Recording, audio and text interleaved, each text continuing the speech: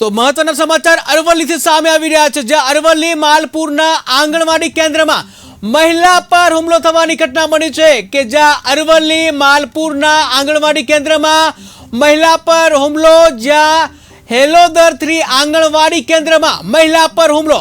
જ્યાં હેલોદર 3 આંગણવાડી તેડાગર ભરતીમાં નિમણૂક પામેલી મહિલા પર અન્ય મહિલાએ હુમલો કર્યો છે કે જ્યાં નિમણૂક પામેલ મહિલા ઉપર અન્ય મહિલાએ હુમલો કર્યો,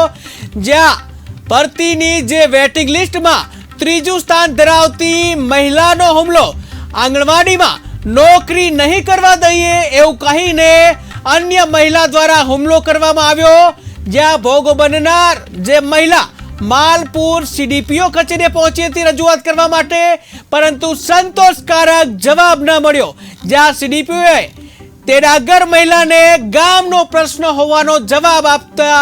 રોષ જોવા મળ્યો છે। તો મહત્વપૂર્ણ સમાચાર સામે આવ્યા છે કે જ્યાં ઘટના છે, જે અરવલ્લીની ઘટના, અરવલ્લીના માલપુરના આંગણવાડીની આ ઘટના, જ્યાં એક મહિલાએ અન્ય મહિલા પર હુમલો કરવાની ઘટના બની છે। હેલોદર 3 આંગણવાડી કેન્દ્રમાં મહિલા પર હુમલો થવાની ઘટના બની છે કે જ્યાં તેડાગર ભરતીમાં નિમણૂક પામેલી મહિલા પર અન્ય મહિલાએ હુમલો કર્યો છે કે જ્યાં મહિલા ઉપર અન્ય મહિલાએ હુમલો કરતા જ્યાં વેટિંગ લિસ્ટમાં ત્રીજું સ્થાન ધરાવતી મહિલાએ હુમલો કર્યો છે, ત્યારે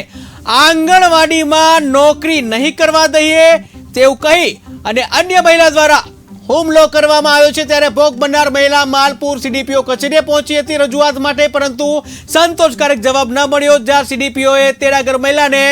ગામનો પ્રશ્ન હોવાનો જવાબ આપતા રોષ જોવા મળ્યો।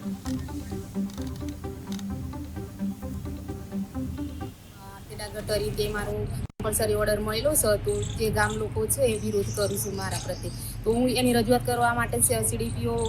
ઓફિસ ગઈ તો ત્યાંથી એવો જવાબ મળ્યો કે અમે તો કંઈ શું કરી શકીએ, જે તમારો ગામ લોકોનો પ્રશ્ન છે, ગામના 2 મોટા માણસો લઈને તમે સમાધાન થઈ શકો તો કરી શકો એમ। હું હેલોદર 3 માં તેડાગર તરીકે મારો કમ્પલસરી ઓર્ડર મળેલો।